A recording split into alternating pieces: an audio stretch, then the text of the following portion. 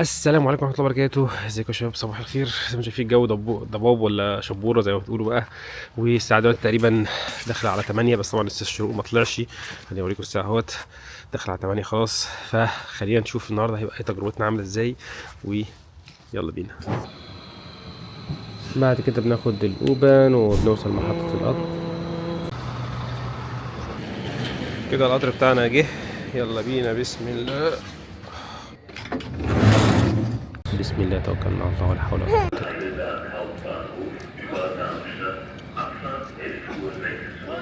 بالله. اهلا بيكم في فرانكفورت، العاصمة الإدارية لألمانيا. فرانكفورت ده مشهورة بناطحات السحاب، أجواء راس السنة مع ناطحات السحاب. تلاقي هنا الأجواء والمحلات زي ما شايفين كده، محلات في كل حتة. وطبعا نفس الأجواء الجميلة دي بالليل زي ما شايفين كده، عاملين قلب على المبنى. طيب احنا هنا بنعمل ايه بقى؟ بيقولكوا شوية احنا جايين هنا نعمل ايه. ولو دخلنا كده شوية، ده طبعا المكان اللي هيبقى فيه الاجتماع النهاردة ان شاء الله. وعلم مصر منور الدنيا كلها، ام الدنيا، ادي العلم.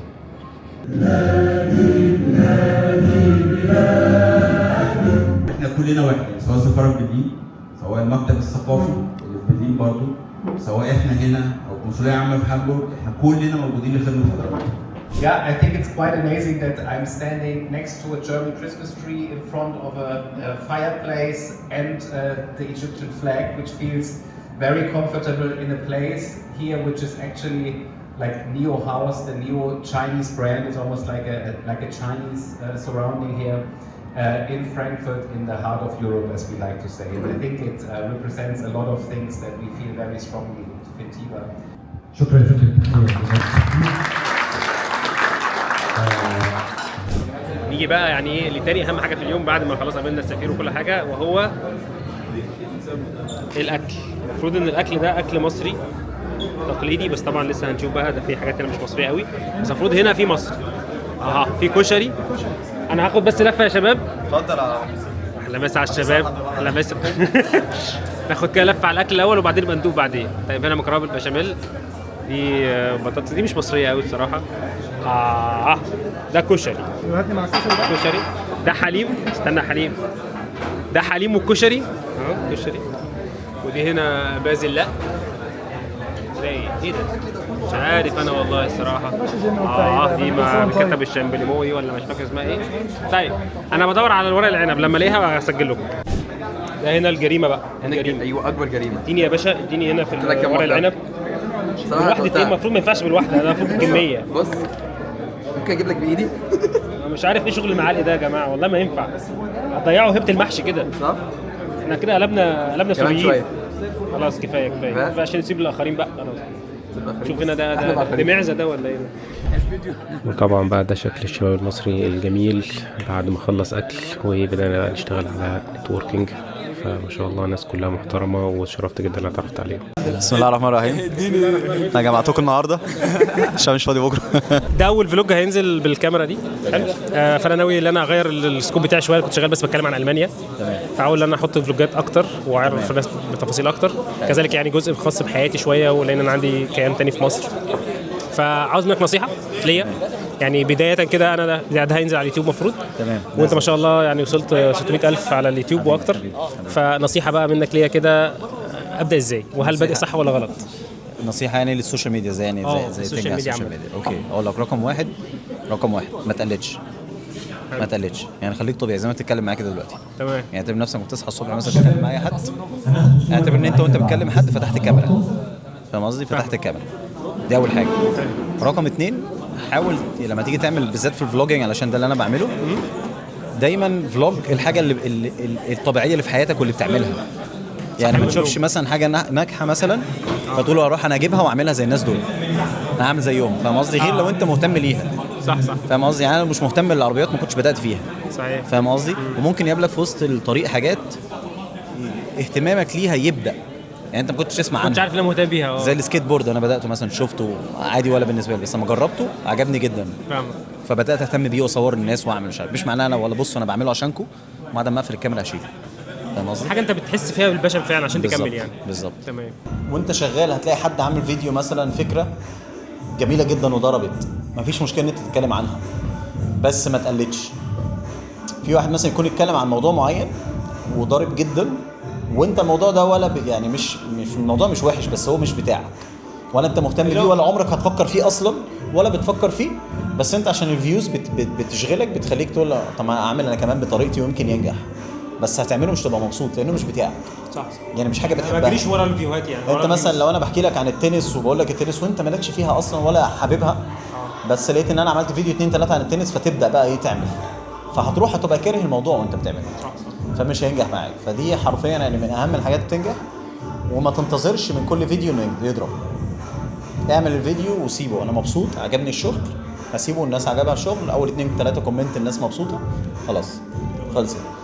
هتنزل كل فيديو مستني الارقام، ده اكتر حاجه هتشدك لتحت. صح. سألنا انا مجرب انا شديت وطلعت. فاكر فتره الديلي فلوجز بتاعتك دي كانت فتره صعبه شويه. بالعكس دي اجمد فتره والله. والله. بس بتيجي في الاخر مثلا تقول ايه ده، طب هو الفيديو رقم 15 ليه ما جابش زي رقم 7؟ او مثلا رقم 7 8 و9 جامدين قوي، ليه الباقي ما جابش زيهم؟ فتبدا بقى تسال نفسك، وزي اللي انا بقولهم لك دلوقتي، وتبص هنا وتبص هنا وبتوقف. ممكن تقعد ساعه بس تفكير، كان زمانك صورت فيديو. صح. فالاستمراريه. احمد محرم، يعني اول ما نقول المانيا احمد محرم، الاستمراريه. ودي حاجه انا بعاني منها. يعني انا بدات في اول السنه 2025 حلو، والحمد لله مش فضلت لحد شهر 7 وصلت لحد 10000 مشترك، وبعدين وقفت، وبعدين لسه بدات تاني من 1/12. ما شاء الله عليك. يعني انت عندك قبول جميل جدا من اول ما شفتك بعيد عن الكاميرا وكل حاجه. شخصيتك الحقيقه جميله قوي. بس عايز اقول لك ان نظريه الاستمراريه ديت من اهم حاجه ممكن تشوفها. متعبه ليك بس هي في نفس الوقت مش متعبه، هي بس مجرد ان وقت وجهد انت بتديه، بس الجهد ده هيمر بعدين. بس يعتمد على الاستمراريه. اتحداك تجيب لاي حد في الدنيا بينزل فيديو يوميا وما حققش نتائج بعدين. في الاول مش هتحقق نتائج، بس مع الوقت خلاص السوشيال ميديا بتقدر تعرف عليك ان ده شخص بيتعب وبيشتغل يوميا. لو مر سنه او سنتين فالنتائج ده هتيجي بعدين، مش شرط النتيجه تيجي بكره.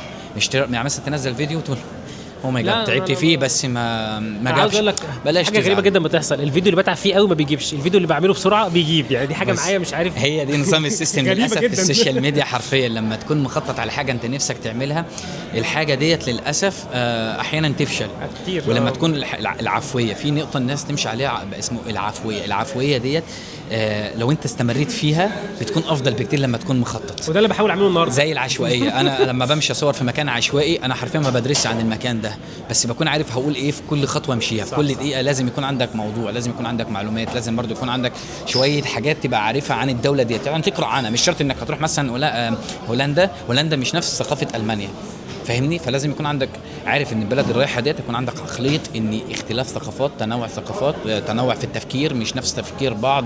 ممكن هم هنا مثلا يتقبلوا انك تضحك معاهم، هناك ممكن ما يتقبلوش بكده. فانت لازم تبقى عارف ايه اللي انت لازم تعمله. والحاجات العفويه انا شايفها ان هي مضحكه جدا الصراحه وبتجيب اكتر. فانت نصيحه مني استمر، اوعى تيأس مهما كانت العقوبات اللي انت بتمر بيها. عادي ايزي بيزي، حطهم في ظهرك وخلاص. الاستمراريه هي سر نجاح اي انسان في العالم. اتحداك برضو تجيب لواحد ما نجحش بسبب الاستمراريه سر النجاح. كلمه اخيره بقى، انا بحاول ابدا حاجه جديده تمام. فعاوز اعرف هل انت حاطط مثلا نوايا معينه او اهداف معينه ممكن الواحد يحطها في نيته، مثلا هو بادئ حاجه زي كده، حاجه مثلا ياخد بيها ثواب، حاجه يفيد فيها الناس. يعني ايه النوايا؟ برضه بحاول اجمع كذا نيه كده عشان خاطر يبقى الموضوع في الاخر في ميزان حسناتي، فاهمني؟ احنا نتكلم عن النوايا. اهم حاجه هو تقديم المساعدات. انت الناس دلوقتي بتحاول تدور على اي معلومه علشان تعرف البلد ديت فيها ايه، عشان يقدروا يسافروا، يدوروا على حاجات، عايزين يستكشفوا العالم الخارجي دي كيف الثقافه بتاعته. فانت بشكل عام هتطلع تقدم محتوى لازم تفيد المجتمع، وده هيفيدك انت اكتر. كده اليوم خلص من فرانكفورت، خلينا بقى نرجع البيت تاني. الحمد لله خلصنا اليوم، واليوم كان جميل جدا. ما قدرتش اسجل ساعتها الصراحه، بس سجلت بعديها كده عشان خاطر يبقى الفيديو الختامي مميز للفلوج الاولاني اللي نزلته. انا حابب بس ان انا اختم كل فيديو بخاطره جميله كده او حديث. يعني ففي حديث يعني خوفني وفي نفس الوقت طمني شويه، فخليني اشاركه معاكم وتبقى هي دي نهايه الفيديو بتاعنا. في صحيح مسلم والبخاري عن أبي سعيد الخدري رضي الله عنه قال: قال رسول الله صلى الله عليه وسلم: يقول الله يا آدم فيقول لبيك وسعديك والخير في يديك. يقول أخرج بعث النار. قال وما بعث النار؟ قال من كل 1999، يعني من كل 1000 واحد من أمة سيدنا آدم في 999 هيخشوا النار وفي واحد بس هيخش الجنة. فذلك حين يشيب الصغير وتضع كل ذات حمل حملها وترى الناس سكارى وما هم بسكارى ولكن عذاب الله شديد. فاشتد ذلك عليهم، على الصحابة يعني.